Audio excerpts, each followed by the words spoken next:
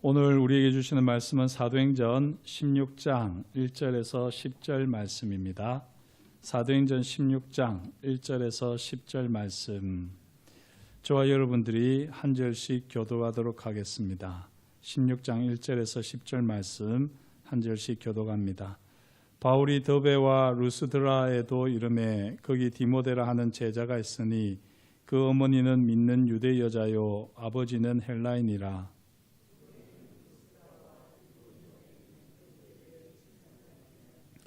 바울이 그를 데리고 떠나고자 할새 그 지역에 있는 유대인으로 말미암아 그를 데려다가 할례를 행하니 이는 그 사람들이 그의 아버지는 헬라인인 줄 다 알미로라.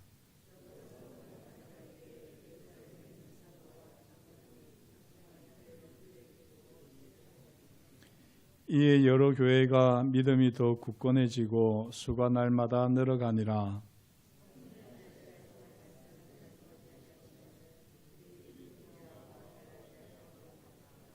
무시 앞에 이르러 비두니아로 가고자 애쓰되 예수의 영이 허락하지 아니하시는지라. 밤에 환상이 바울에게 보이니 마게도냐 사람 하나가 서서 그에게 청하여 이르되 마게도냐로 건너와서 우리를 도우라 하거늘. 바울이 그 환상을 보았을 때 우리가 곧 마게도냐로 떠나기를 힘쓰니 이는 하나님이 저 사람들에게도 복음을 전하라고 우리를 부르신 줄로 인정함이로라. 아멘. 오늘 사도행전 16장 1절에서 10절 말씀을 가지고 선교의 세지평이라는 제목으로 함께 은혜를 나누겠습니다. 이 사도행전 16장 이 본문 말씀을 가지고 저도 몇 번 말씀을 나누었는데요. 그래서 또 어떻게 보면 반복되는 말씀이다라고 하는 마음의 부담도 있었지만 이 말씀을 이렇게 다시 한번 묵상을 하는 가운데에 하나님께서 더 확실하게 명확하게 보여주시는 은혜가 있었습니다. 바라기는 제가 깨달은 또 경험한 이 은혜를 오늘 수요 예배에 나오신 여러분들이 꼭 경험할 수 있으면 좋겠습니다. 오늘 본문 말씀을 잘 아시는 내용이겠지만 그럼에도 불구하고 조금 사실은 이 성경이 이야기하고 있는 바가 꼼꼼하게 이야기되고 있지 않기 때문에 한마디로 이야기하면 우리가 상상력을 발휘할 부분들이 참 많은데요.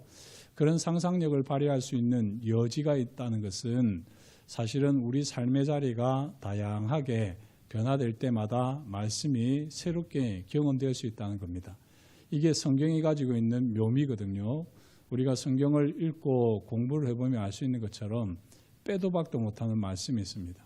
딱 이거는 어떤 상황에서도 딱 그 의미를 가지는 말씀들이 있는가 하면 어떤 말씀들은 이게 뭐야? 정확하게 뭘 얘기하는 거지? 이렇게 좀 더 자세하게 기록을 해놨으면 좋을 법한데 왜 이렇게 기록을 해놨을까라고 여겨지는 부분들도 있습니다. 그런 부분을 읽으실 때는 하나님께서 몰라서 그렇게 하시진 않으셨을 거잖아요.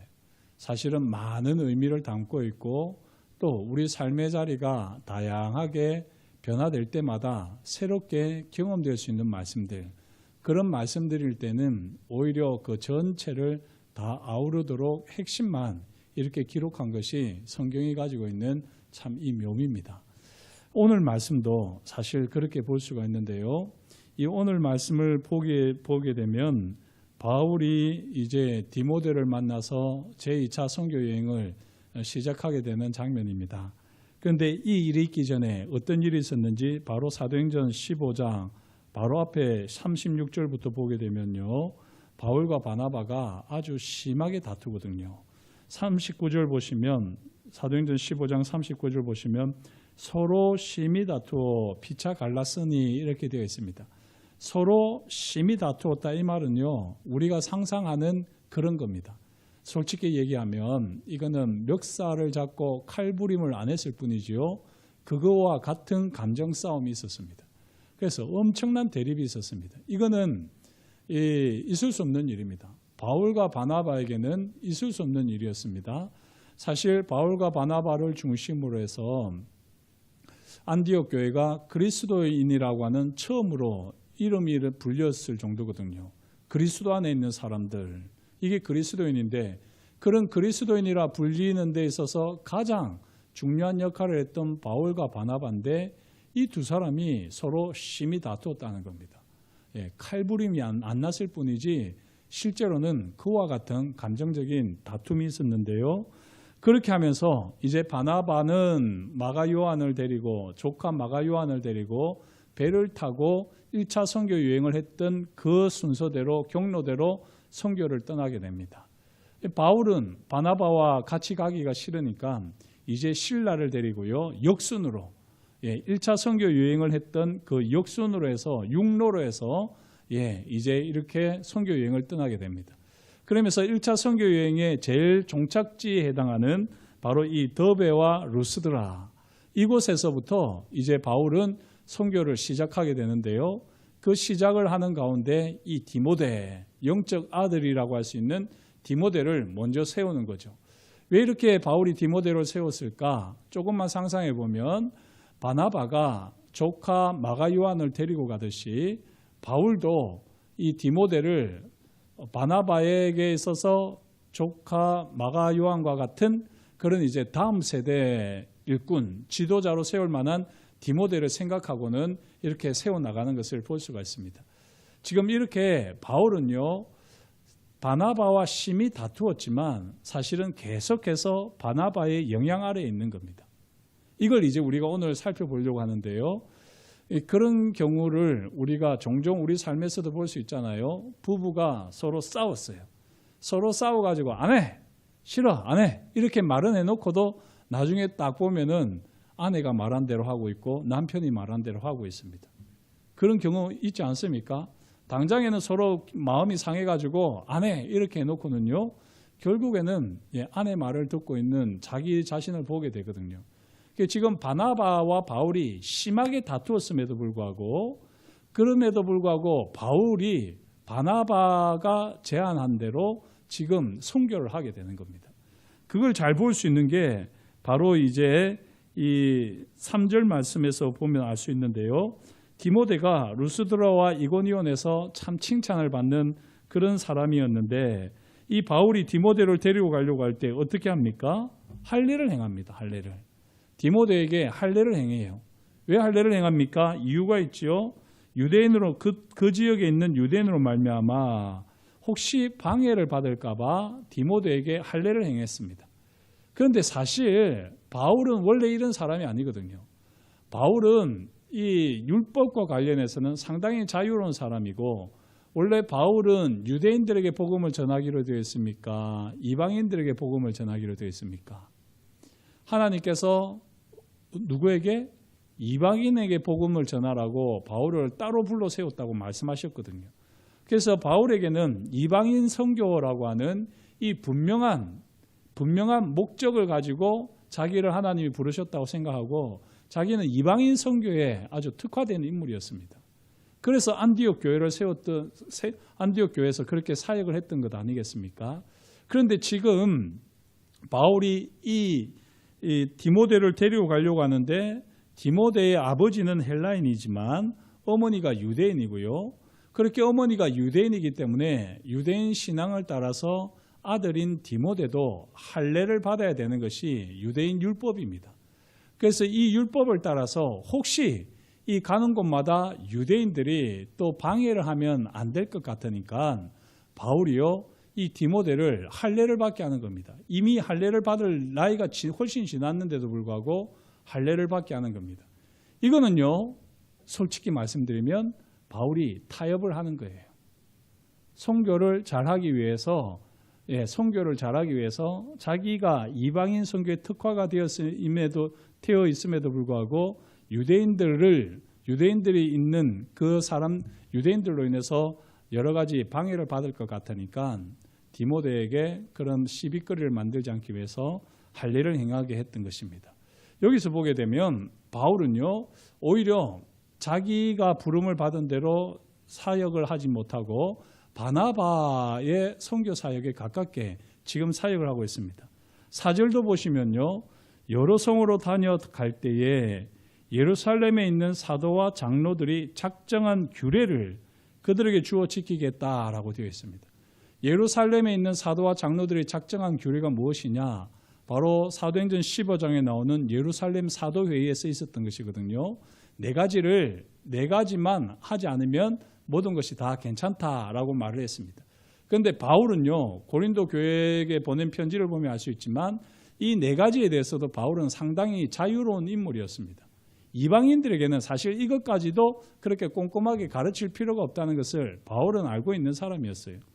그럼에도 불구하고 지금 이 1차 선교지에 있었던 교회들, 그 교회들을 갈 때에는 바울이 그 예루살렘에 있던 사도와 장로들이 작정한 규례를 가르치는 겁니다. 그 규례를 그냥 가르칠까요? 율법과 함께 가르치는 것이죠. 이처럼 지금 바울은 이 바나바가 선교를 했던 그 방식과 그 영향력 아래에서 지금 이렇게 사역을 하고 있습니다. 이렇게 하는 가운데에 5절 여러 교회가 믿음이 더 굳건해지고 수가 날마다 늘어가더라 라고 되어 있는 거죠. 지금 제가 반복했는데요. 바울은 원래는 이방인 사역을 하기 때문에 율법과 상관없이 복음을 전하는 사람이었습니다. 할례니 율법이니 성전 예배니 이런 것은 사실은 바울이 이야기하는 바가 아니었어요. 오직 예수 그리스도의 십자가만을 이야기하는 것이 바울의 선교 방식이었습니다. 그런데도 불구하고 지금 바울은 자기의 영적 아들 디모데를 할례를 받게 하고요. 그리고 가는 교회들마다 예루살렘에 있는 사도와 장로들이 작정한 규례를 가르쳐서 지키게 하는 겁니다. 이 두 가지는요, 원래 2차 선교 여행을 하려고 했던 목적입니다. 목적. 2차 선교 여행을 하려고 했던 목적이 무엇이냐? 바로 우리가 1차 선교 여행을 했던 곳이 어떻게 잘 서 있는지 보자. 그리고 예루살렘 사도회의에서 결정된 것, 이것을 우리가 가르치면서 교회가 든든히 서가게 하자라고 제안을 했던 겁니다. 바나바가. 그런 제안 속에서 마가 요한도 데리고 가자 했었는데 바울은 그 마가 요한은 젊은 녀석이 말이야 뭐 그렇게 힘이 들다고 1차 선교 여행 중에 예루살렘으로 돌아가지 않았느냐. 그렇게 성실하지도 못하고 중도 포기하는 녀석을 뭐 데리고 가느냐. 당신 조카라고 그렇게 감싸고 도는 거 아니다. 이런 식으로 아마 바울은 자기 성격대로 이야기했을 겁니다. 그러자 바나바가 좀 기분이 나빴겠죠. 무슨 소리 하냐. 내가 내 가족이라고 이렇게 하겠냐. 내 혈육이라고 이렇게 하겠냐. 다음 세대를 세우기 위해서 이만큼 마가 요한만큼 괜찮은 아이가 어디 있느냐. 그때는 사정이 있어서 그랬던 것이고 이번에는 그렇게 가야 되지 않겠느냐. 그러니까 그렇게 말하는 것 자체가 당신이 혈연 관계에서 사역을 하려고 하는 거 아니냐. 하나님의 일을 뭐 그런 식으로 하느냐. 조금 더 심하게 얘기하면 그따위로 하느냐. 이렇게 했겠죠. 그러니까 바나바가 화가 나가지고 좀 말이 너무 지나치지 않는가. 이렇게 하면서 이제 아주 격심하게 서로 싸웠던 것입니다. 그렇게 딱 싸우고 갔으면 우리가 상상할 때는 바울이 자기 방식대로 선교를 했을 것 같지만 이방인 선교 차원에서 자기 방식대로 했을 것 같지만 바울은 그렇게 하지 않고 오히려 바나바가 제안했던 대로 1차 선교지를 돌아다니면서 바나바가 했을 방식으로 그렇게 지금 교회들을 돌아보게 됩니다. 그러는 가운데 교회가 믿음이 굳건해지고 수가 날마다 늘어가더라라고 이야기하는 거죠. 이거는요, 바울과 바나바가 함께 했을 때에 그 교회에 나타났을 일들입니다. 자, 이렇게 되면서 바울이요, 마음이 불편한 거죠. 자기가 하다 보니까 바나바와 같이 이제 바나바가 제안했던 식으로 결국은 선교 사역을 하고 있는데 이렇게 하다가 이제 안디옥에 갈라디아 안디옥 쪽에 가게 됐을 때 거기에서 이제 내가 이렇게 해서 되겠냐. 내가 새로운 교회를 개척해야 되겠다. 이런 마음을 먹고 이제 방향을 틀어서 원래 이제 1차 선교 여행 경로와 다르게 이 안디옥에서 방향을 틀어서 북쪽으로 올라가려고 하는 것입니다. 지금 우리로 치게 되면 튀르키예에서 흑해 방향 쪽으로 올라가려고 하는 겁니다. 그렇게 바울이 올라가서 새로운 선교를 하려고 하는데요. 이 성령께서 막으시는 겁니다. 말씀을 전하지 못하게 하시는 겁니다.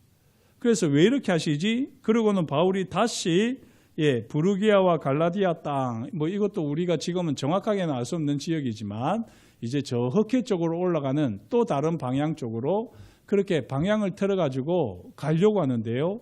예수의 영이 막으시는 겁니다. 참 신기하지 않습니까? 하나님의 복음을 전하겠다는데, 하나님의 말씀을 선포하겠다는데 하나님이 예수의 영이 막으신다고요? 신기하지 않습니까? 이렇게 되는 겁니다. 이렇게 되니까 바울은 더 괴로운 거예요. 지금 이 상황을 아시겠습니까? 지금 1차 선교 때 세웠던 교회들, 그 교회들이 굳건해지고 수가 늘어나는 것을 바울이 보게 되었을 때는 그 방식이 바나바가 제안한 방식이었습니다. 그리고 이제 그 방식을 넘어서서 바울은 자기 방식으로 선교를 하려고 하는데 하나님께서 말씀을 막으시는 거예요. 말씀을 막으시고 자기가 새로운 지역에서 새로운 교회를 개척하려고 길을 흑해 쪽으로, 튀르키예 저 북쪽으로 가려고 하는데 하나님께서 그 길을 열어주시지 않는 겁니다. 얼마나 마음이 무겁겠습니까? 내가 바나바하고 너무 심하게 싸워서 이런가? 하나님께서 왜 이렇게 내게 말씀도 제대로 하시지 않고 나를 통해서 역사하시지 않지? 결국 바나바가 옳았고 나는 틀린 것인가? 이런 마음이 들지 않겠습니까? 최소한 하나님의 사람이라면, 성령의 사람이라면 그 정도의 자기 반성은 할 겁니다. 그런 거 상관없어. 난 그냥 하는 거야. 이게 아니죠. 왜냐하면 예수의 영이 막으시거든요. 하나님께서 선교를 하는데도 말씀을 못하게 하시니까 이게 무슨 일인가 싶은 겁니다. 그러면서 바울이 고심하는 가운데 하나님께서 왠지 바나바의 손을 들어주고 바울을 손을 들어주지 않고 바울을 책망하는 것만 같습니다.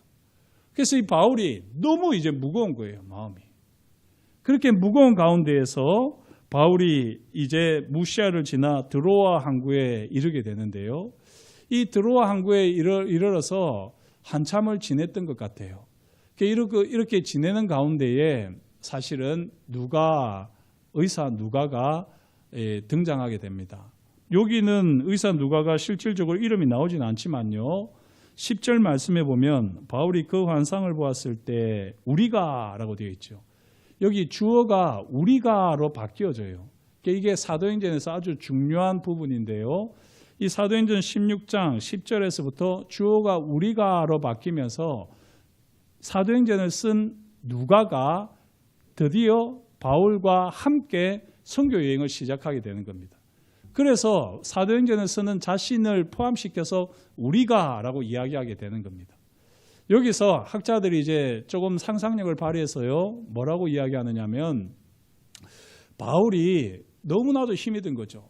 바나바의 방식을 따라서 선교를 할 때는 그 교회들이 든든히 서가는 것을 봤습니다.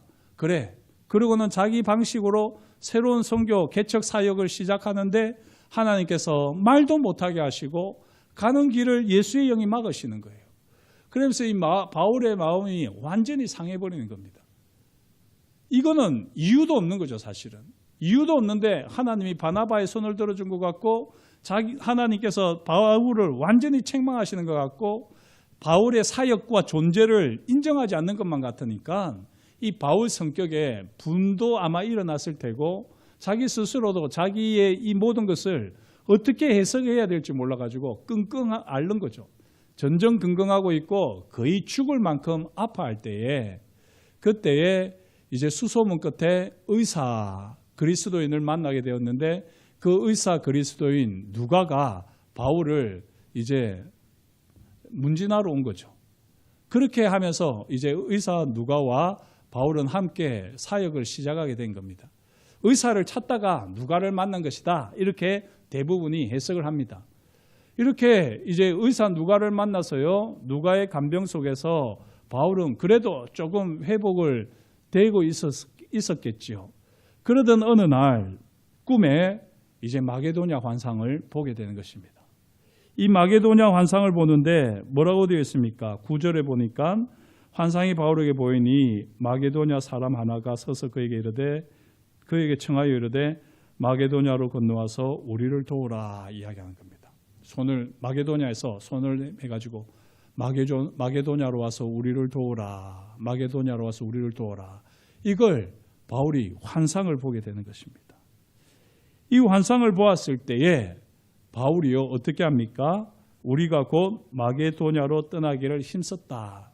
우리가 마게도냐로 떠나기를 힘썼다는 말은 바울뿐만이 아니라 함께 했던 디모데, 함께 했던 실라, 그리고 함께하는 누가까지, 의사 누가까지 바울이 꾼 이 환상을, 이 바울이 본 환상이 하나님의 뜻이라고 여겼습니다. 왜 그런 거 아니? 뒤에 나오듯이 이는 하나님이 저 사람들에게 복음을 전하라고 우리를 부르신 줄로 인정함이라 이렇게 되어 있거든요. 이거는 바울의 인정이 아니라 모든 사람들이 함께 인정을 하는 겁니다. 바울이 너무 아팠는데 꿈을 꾸고 마게도냐 사람이 와서 건너와서 우리를 도우라는 이 꿈을 이야기를 나누는 거예요. 그렇게 이야기를 나누는 가운데 바울의 마음에 치유가 일어나고 회복이 일어나고 바울의 마음에 다시 불타는 열정이 생기고 그 불타는 열정을 다른 사람들도 디모데도 실라도 누가도 경험하는 거죠. 그러면서 하나님께서 이 일로 우리를 부르셨다라고 인정을 하고는요. 이제 마게도냐로 떠나기를 힘쓰게 됩니다. 그러면서 바울이 다시 회복되어지게 된다 하는 것이 오늘의 이야기입니다. 이 이야기를 가만히 보면요. 바울이 2차 선교 여행을 하면서 2차 전도 여행을 하면서 바울이 바나바를 따라한 건 그것은 결과로 보게 되면 잘한 일입니다. 왜냐하면 그렇게 했을 때 교회가 믿음이 더 굳건해지고 수가 날마다 늘어났기 때문에. 하지만요. 그게 바울이 좋아하는 방식은 아니었던 거예요. 그렇죠? 그래서 바울은 자기가 좋아하는 방식으로 선교를 하고 싶었는데 하나님께서 그걸 막으셨어요. 그래서 바울이 너무 힘들었던 겁니다. 왜 하나님이 막으시지? 내가 복음을 전하겠다는데 왜 막으시지? 내가 새로운 교회를 세우겠다는데 왜 막으시지? 하나님은 도대체 뭘 원하시는 거야? 바울은 그게 너무너무 고심이 되는 거예요. 그랬던 바울인데 그 바울이 거기서 어떻게 했느냐? 끙끙 앓고 있을 때 이 환상을 보았습니다. 환상을 보았다는 것이 무엇인지 이걸 한번 우리가 곰곰이 잘 생각해 보십시오. 이 환상을 보기 전까지 바울이 했던 방식은 바울의 방식이었습니까? 아니면 바나바의 방식이었습니까? 바나바의 방식으로 했을 때 잘 되었었고요. 바울의 방식으로 하려고 할 때 잘 안 됐습니다. 그렇게 되는 가운데서 바울은 괴로운 거죠. 만약에 우리 같으면 그랬을걸요. 내 식으로 해서는 안 되는구나. 바나바의 방식이 옳은 것이었구나. 그래, 이제부터는 바나바의 방식으로 해야 되겠다. 나는 이방인 전도를 위해서, 이방인 선교를 위해서 부름받은 게 아니라 나도 그냥 회당 중심으로 선교를 하면서 유대인들에게 선교 복음을 전하는 게 그래 하나님의 뜻인 것 같아. 이렇게 우리는 그냥 지레짐작하고 포기했을 수 있습니다. 그런데 바울은 그렇게 하지 않았어요. 그걸 가지고 고심을 하는 거예요. 전전긍긍을 하는 겁니다. 하나님이 나를 부르셨을 때는 이방인 선교로 부르셨는데 왜 제가 바나바의 목적대로 바나바의 방식대로 유대인 선교를 하고 기존의 교회들을 세워가는 일, 이 일에 열매가 있게 하시고 역사가 있게 하시고 내가 새로운 선교를 하려고 하는 데는 왜 하나님께서 이렇게 막으십니까? 무엇 때문에 그렇습니까? 제가 바나바와 싸웠기 때문입니까? 싸웠다고 할지라도 제가 부름을 받은 대로 제가 해야 할 일은 이것이 아닙니까? 그런데 조금 전에 제가 쭉 이야기했지만요. 바울은 바나바의 목적과 방식을 사용한 데서 사실은 이미 새로운 사역을 할 수가 없습니다. 이방인 선교 사역을 하는데 왜 할례를 받게 합니까? 이방인 선교 사역을 할 건데 왜 예루살렘에서 사도와 장로들이 작정한 규례를 가르치겠습니까? 무슨 말씀인지 아시겠습니까? 이방인 선교는 철저하게 이방인 선교 방식이어야 되는 겁니다. 그렇지 않습니까? 그런데 이 바울도 알게 모르게 지금 이 바울이 새로운 방식으로 하려고는 하겠지만 이미 바울의 방식은 유대인을 전도하는 방식이었습니다. 디모데가 할례를 받는 것도 그렇고 또 교회들에게 가르친 규례도 그렇고 이게 전혀 이방인의 선교 방식이 아니었던 거죠. 지금 바울은 사실은 이방인 선교를 하고 싶은 열망이 있었지만 그가 하는 방식 자체는 아직도 여전히 유대인의 방식인 겁니다. 그러니까 이 두 개가 같이 어울릴 수가 없는 거예요. 그래서 지금 하나님께서는 바울에게 기존에 있던 모든 방식을 내려놓게 하시는 겁니다. 기존에 적당히 이것과 저것이 섞여 있으면서도 조화를 이룰 것이라고 여겼던 그 모든 것들을 다 내려놓게 하시는 겁니다. 그래서 하나님께서는 바울을 새로운 방식으로 이방인 선교를 위해서 새로운 지평을, 선교의 새 지평을 열기 위해서 어쩔 수 없이 부득불 바울과 바나바가 크게 다투게 한 겁니다. 왜냐하면 바울과 바나바가 같이 가면 사이는 좋을지 몰라도요, 이방인 선교가 이루어질 수 없거든요. 유럽 선교가 이루어질 수 없거든요. 그래서 부득불 하나님께서는 바나바와 바울의 이 아주 치열한 이 다툼을 허용하실 수밖에 없었습니다. 그러나 그 모든 어려움들 뒤에는요, 사실은 이전의 모든 방식이 바울이 지금 새롭게 하려고 하는 일들과는 전혀 관계가 없다는 것입니다. 그걸 위해서 하나님께서는 지금 바울을 이렇게까지 하시는 겁니다. 그리고 이걸 바울이 몸으로 경험하기 때문에 너무 몸이 괴로운 거예요. 자기 지금까지의 모든 것을 다 버려야 되기 때문에 한 그리스도 안에서 바나바와 함께 했던 사역들, 그 귀하고 아름다웠던 사역들까지도 이제는 다 버려야 되는 것이기 때문에 바울은 자기의 존재 자체를 다 부정하는 것만 같았기 때문에 너무나도 힘이 들었던 것입니다.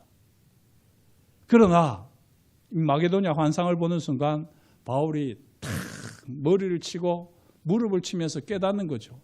그래, 나는 원래 이방인 선교를 위해서 부름을 받은 사람인데 내가 이방인 선교를 내가 계속 꿈꾸지 않고 자꾸 내가 여전히 유대인 선교의 의장에서 유대인 선교의 방식에서 나의 새로운 방식을 고수하고 새로운 뭔가를 하려고 내가 그렇게 안달복달을 해봤자 그게 여전히 하나님이 보실 때는 부족한 것이었고 전혀 새로운 것이 아니었구나.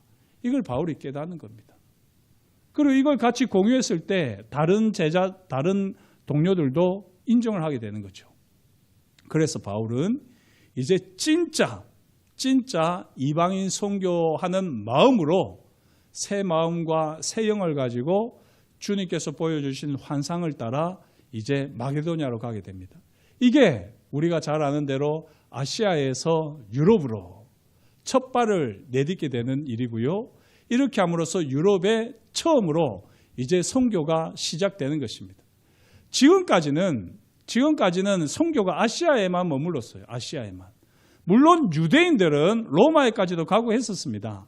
하지만 복음이 이렇게 구체적으로 유럽으로 확실하게 증거된 것은요, 바로 이 바울을 통해서였는데, 바울을 하나님께서 이렇게 이방인의 선교사로 부르시려고 하시는 가운데에 바울이 여전히 과거에 매여 있고 또 유대인의 관습에 매여 있고 또 그런 사람들과 교제하고 있고, 그래서 본인도 모르게 아니라고 하면서도 여전히 옛 방식을 그대로 따르고 있고, 그러는 바울 자신에 대해서 하나님께서는 완전히 내려놓게 하신 것입니다.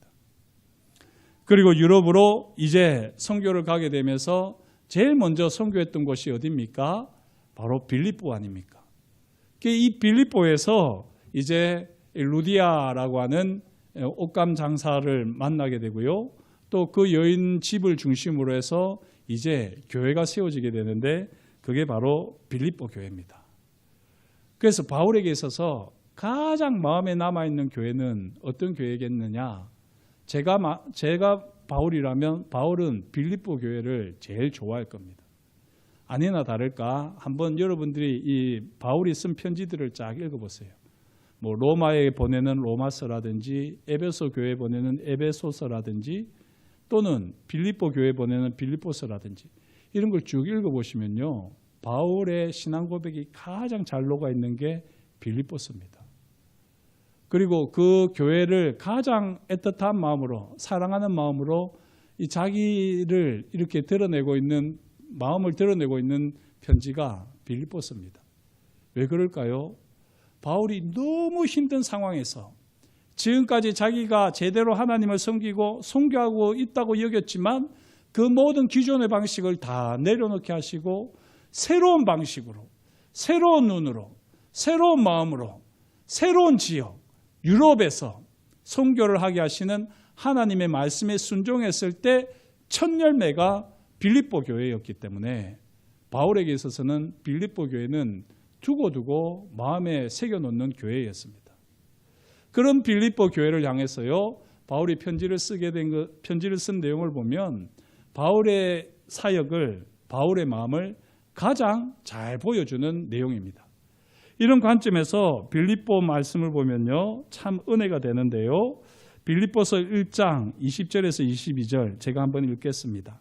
나의 간절한 기대와 소망을 따라 아무 일에든지 부끄러워하지 아니하고 지금도 전과 같이 온전히 담대하여 살든지 죽든지 내 몸에서 그리스도가 존귀하게 되게 하려 하나니 이는 내게 사는 것이 그리스도니 죽는 것도 유익함이라. 그러나 만일 육신으로 사는 이것이 내 일의 열매일진데 무엇을 택해야 할는지 나는 알지 못하노라. 내게 사는 것이 그리스도니 죽는 것도 유익함이라. 이거는 바울의 여러 가지 경험이 녹아 있겠지만요, 바울이 빌립보로 가기 전에 바로 이 드로아에서 있었던 바울의 그 아주 처절한 영적 이 어둠 상태, 그거를 이 여기에 녹아 있다고 봐도 틀리지 않습니다. 지금까지의 모든 선교 방식, 신앙 방식, 그걸 다 내려놓고 빌립보로 갔던 그 바울의 마음이 사실 이 표현에도 남아 있는 것입니다. 빌립보서 2장 5절 너희 안에 이 마음을 품으라 곧 그리스도 예수의 마음이니. 빌립보서 2장 13절 14절 너희 안에서 행하시는 이는 하나님이시니 자기의 기쁘신 뜻을 위하여 너희에게 소원을 두고 행하게 하시나니 모든 일을 원망과 시비가 없이 하라. 이런 말씀도요, 오늘 말씀, 이 바울이 드로아에서 보게 되는 환상을 배경으로 해서 보게 되면 훨씬 더 이해가 잘 됩니다. 지금까지 바울이 그리스도의 마음을 제대로 가지지 못했었고 자기가 하나님의 기쁘신 뜻을 위해서 소원을 두고 행한다고 생각했지만 그렇게 했던 것들이 다 내려놓아야만 했던 그런 상황들 속에서 새로운 길을 여셨던 하나님, 그 하나님에 대한 고백이 바로 이 빌립보서 2장 13절 14절에 녹아 있는 것이죠. 빌립보서 3장에 보면요, 더 녹아 있습니다. 빌립보서 3장 10절에서 14절 말씀을 제가 한번 마지막으로 읽겠습니다. 내가 그리스도와 그 부활의 권능과 그 고난의 참여함을 알고자 하여 그의 죽으심을 본받아 어떻게 해서든지 죽은 자 가운데서 부활에 이르려 하노니 내가 이미 얻었다함도 아니요 온전히 이루었다함도 아니라 오직 내가 그리스도 예수께 잡힌 바 된 그것을 잡으려고 달려가느라. 형제들아, 나는 아직 내가 잡은 줄로 여기지 아니하고 오직 한 일, 즉 뒤에 있는 것은 잊어버리고 앞에 있는 것을 잡으려고 표대를 향하여 그리스도 예수 안에서 하나님이 위에서 부르신 부름의 상을 위하여 달려가노라. 이렇게 바울이 이야기합니다. 지금까지 자기가 한 것은 다 뒤로 던져버린다는 겁니다. 그리고 지금 내 앞에 있는 표대를 향해서 달려간다라고 고백하는데요. 이 첫 출발이 어디에서 있었느냐? 드로아에서 본 마게도냐 환상에서 있었던 것이죠. 그 전에 했던 모든 사역들, 지금 이제 유럽의 이방인 선교 사역에 비하면 다 헛것이에요. 다 그냥 뒤로 버려야 될 것들인 겁니다. 그렇다고 해서 아무 의미가 없다는 것은 아닙니다. 그러나 그만큼 바울은 이제 지금까지와는 완전히 다른 하나님께서 새 길을 열어놓으시는 것을 보게 되고요. 선교의 새 지평을 유럽에 선교를 하게 되는 이 놀라운 역사를 써내려가게 되는 겁니다. 그 감격이 늘 바울에게는 남아있었고 그 감격을 생각나게 하는 빌립보 교회였기 때문에 빌립보 교회 편지를 할 때 이 드로아 환상, 마게도냐 환상을 경험했던 그때에 이 영혼의 어두운 밤에서 경험했던 그 은혜를 녹아내서 이렇게 빌립보 교회를 향해서 편지를 쓰는 가운데 고백을 하고 있습니다. 사랑하는 성도 여러분, 오늘 이 말씀을 따라서 우리가 붙들어야 되는 교훈은 무엇일까요? 그것은 바로 하나님의 비전을 따라 바울은 위대한 도약을 하고 있다는 것입니다. 그 유명한 비즈니스 철학자인데 경영 철학자인데 그분 이름은 제가 까먹었습니다. 그분이 했던 아주 유명한 말을 춘천성광교회에서 인용을 해가지고 표어로 쓰고 있잖아요. 그 춘천성광교회에서는 이제 그 good to great 이런 이제 표현을 그대로 쓰는데요. 좋은 데서 나아가서 위대함으로 이렇게 더 좋은 데서 위대함으로 뭐 이런 표현을 쓰고 있습니다. 위대하려고 할 때 위대한 것에 가장 방해가 되는 게 뭐냐면 좋은 겁니다. 좋은 거. great가 되지 못하게 하는 것은 무엇이냐면 good입니다. good 상태에 있으면요. 사람들이 웬만해서는 great를 꿈꾸지 않습니다. 왜? good이니까. 좋으니까. 차라리 불편하고 힘들고 어려우면 그 모든 것을 확 뒤집어 버리는 great를 꿈꾸고 그렇게 헌신하고 희생할 텐데요. 그 상태면은 이것으로 만족하고 이것이면 충분합니다. 그렇게 생각하고는 great를 꿈꾸지 않는다는 겁니다. 그렇게 했던 기업들이 사실은 시대의 흐름을 놓쳐버리고는 다 역사의 뒤안길로 사라져버렸다라고 그렇게 이야기하는 장면이 있는데요. 바울도 만약에 유대인 선교에만 머물렀었다면 우리가 바울을 기억하지 못할 것입니다. 바울은 자기가 하나님 앞에서 지금까지 했던 모든 것들을 다 버렸습니다. 그리고 하나님 앞에서 새로운 일을 새롭게 시작했습니다. 새로운 사람들과 새로운 방법으로 새로운 곳에서 그렇게 새 역사를 이루어갔습니다. 우리가 하나님의 비전을 따라서 위대한 도약을 할 수 있어야지 됩니다. 그러려면 내가 가장 나다워야 되죠. 바울다울 때에 바울은 위대한 도약을 이룰 수 있었습니다. 우리도요, 사실은 가장 우리다워야지 됩니다. 만약에 우리가 그냥 굿에 만족하는 사람이라면 어쩌면 그렇게 굿에 만족해야 되겠죠. 하지만 진짜 하나님께서 나를 부르시고 진짜 하나님께서 나를 통해서 무엇을 하기를 원하시는지 거기에 대해서 우리가 끊임없이 묻고 물어서 지금 내 삶의 자리가 이 정도 가지고는 안 되는데 답답하고 이 정도 가지고는 안 되는데 너무나도 힘들다면 정말 하나님 앞에서 진지하게 물으셔야지 됩니다. 그리고 하나님께서 기뻐하시는 바울이 바울 되었던 것처럼 제가 되는 그런 인생을 살아내게 해주십시오. 다른 사람을 따르거나 다른 사람들을 만족시키는 수준이 아니라 하나님께서 나를 부르시고 나를 세우신 그 목적에 맞게 그렇게 하나님의 일을 행하는 하나님의 사람 되게 해주시고 그때 제게 진정한 기쁨이 진정한 하나님의 능력이 하나님의 영광이 나타나는 삶 되게 해주십시오. 이런 믿음의 고백이 저와 여러분들의 고백이 될 수 있기를 주의 이름으로 축복합니다. 기도하겠습니다. 하나님 아버지, 오늘도 주님께서 우리에게 말씀하여 주시니 감사합니다. 하나님의 말씀을 따라 우리가 어떠한 사람이 되어야 할지를 다시 한번 오늘도 생각해 봅니다. 지금까지 굿에 만족하고 이 정도면 충분합니다 라고 감사하며 지내지는 않았습니까? 물론 하나님 아버지, 우리가 허황된 꿈을 꾼다는 것은 너무나도 하나님께서 싫어하시는 일인 줄 잘 알고 있습니다.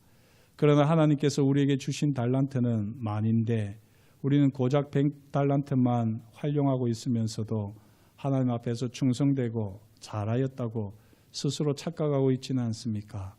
주님, 우리가 주님이 우리를 부르신 목적에 맞게, 주님께서 우리를 세우신 목적에 맞게 그렇게 주님의 사람으로 서게 하셔서 우리의 삶의 자리에서 하나님이 주시는 기쁨 있게 하시고, 그 기쁨을 가지고 오직 하나님께만 영광을 돌려드리는 복된 인생이 되게 하여 주옵소서.